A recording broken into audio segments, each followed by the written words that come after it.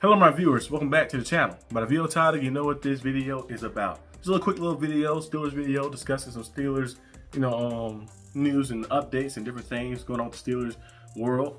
As you guys know, TJ Watt contract situation is still going on, of course. We're going to see if the Steelers sign him to a deal. Maybe during training camp like last time when they did it, was TJ Watt was holding out a little bit. They signed him during training camp. Or maybe they do it before training camp, or maybe they decide to do something different. Maybe wait till after the season. You never know what teams do. So we have to see exactly what's going on. But if you're going all in, if you're going to try to win and try to go out there and be, a team that's contending this year with everybody who you added on the roster, you need TJ Watt. You need one of the best defensive players. Not the best defensive player in the league, the best edge rusher in the league. You need a guy like that who's relentless. Like I mentioned before many times, if you have the O-line to win in the trenches, and you have a pass rusher, elite level pass rusher as well. Good O-line, elite level pass rusher, and a good quarterback, or elite, good or higher, like that. You have those three things, you can win. We've seen the Eagles win last year, Jalen Hurts. Then they also got, of course, the O-line they have. When Barkley was able to run the ball, then on defense, they had a lot of different guys able to get to people. Same thing for the Chiefs. They won those back-to-back years before the Eagles. Who they had? Chris Jones, rushing the passer. They had freaking Patrick Mahomes. And then they had an O-line that was good enough to hold off to do different things, so they were able to do everything. You need that formula. You need that ability and that formula to go out there to win. Football is won up front. It's won in the trenches. It's won by the guys who are closest to the football. Yes, the cornerbacks are special, receivers are special, but if you don't have that good quarterback or elite quarterback, if you don't have that good O-line or elite O-line, if you don't have that good pass rusher or elite little pass rusher, you can't win in this day and age. I think you need somebody who can get to the quarterback to stop him from balling out. You need a quarterback on your team who can ball out as well while getting him protected and able to run the ball at your own pace. So we'll see the Steelers can go out there and get the deal done and get TJ Watt signed. But I wanted to talk about, of course, I think I mentioned it before on Steelers Syndicate channel. I was doing which rookie I'm looking forward to seeing the most this season. But now I'm going to do which rookie I'm looking forward to seeing the most in training camp.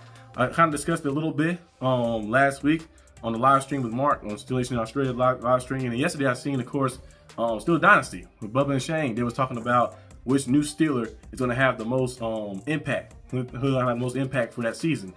In my opinion, on that question, I think probably Aaron Rodgers, since he's playing the most important position, of course, quarterback. I think he might have the most impact because if he goes out there and plays well, the team gonna look very good with the defense we have and the offensive weapons we have. But you go out there and stink it up, it can hurt a lot of things. I know we have Will Howard behind them, so we'll see how things go. But if it doesn't work out too well, it can hurt a lot of things. Like we've seen a lot of teams who had good surroundings before, many times. Remember the Buccaneers before Tom Brady got there? They went 8-8. Or was it 7-9, something like that, around that range? They was 7-9. They had, of course, James Winston. He threw 35 touchdowns, but he also threw 30 interceptions. He had 5,000 passing yards. He hurt them a lot. But, the team was good, of course, but with the quarterback turning the ball over and the quarterback not playing his best football, yes, 35 touchdowns is cool with 5,000 passing yards, but having 30 interceptions is crazy. Now, if he had like 15 interceptions or 16 interceptions, hell, even 17 interceptions probably, they probably had a better chance of winning. Probably won 11, 12 games like that. So, that kind of hurt the team a lot, even if the quarterback's playing well. So that's why you need your guy to be consistently good over time, because quarterback can impact the game a lot. We're seeing teams, of course, having these bolstered rosters, and it's one piece away.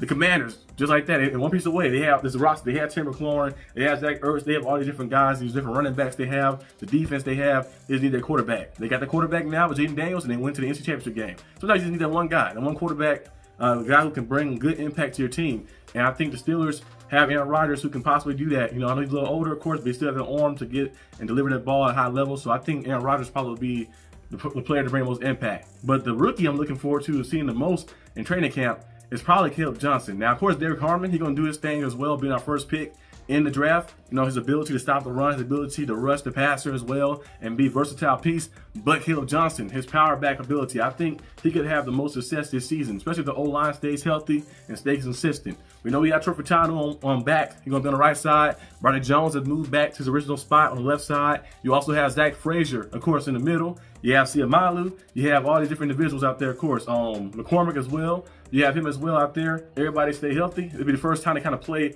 the full year together. They all stay healthy too as well, because they haven't really had a lot of playing time to build chemistry up together. So we'll see how things shape out. But they can stay consistent throughout the year, and we can run that football. We should see a lot of success from the Steelers, because running that football going to make it easier on defense, make it easier on Rodgers, who's already a great quarterback, Hall of Fame quarterback, of course. Four-time MVP, four-time first-team All-Pro, like 11 or 12-time being Pro Bowler, one of the best players to ever do it, Super Bowl champion, Super Bowl MVP. So one of the best quarterbacks in the game of all time, top 10 quarterback of all time, of course. So you have him out there. Yes, he might be a little older, mobility might be a little down, but he still can deliver that ball with that arm. So if Caleb Johnson could go out there and ball out and do what's necessary, I think we should see a lot of success. I think he can. I can definitely see it possible if the O-line can stay healthy and consistent.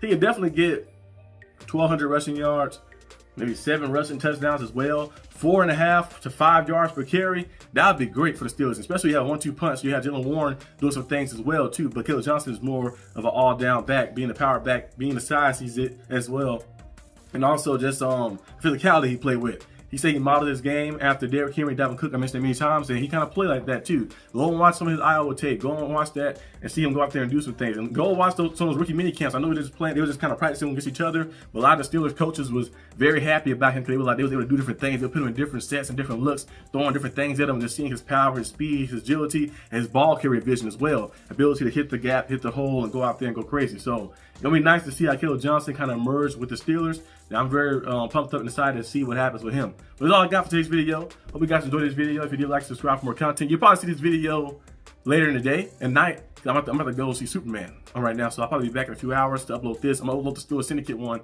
first, so you can go watch that. It's gonna be my last edition of the depth chart grades. I'm grading the defensive line on the Steelers Syndicate channel, so we'll watch that. And also, about an hour after that, you'll probably see this video too. So go look out for that. Peace out.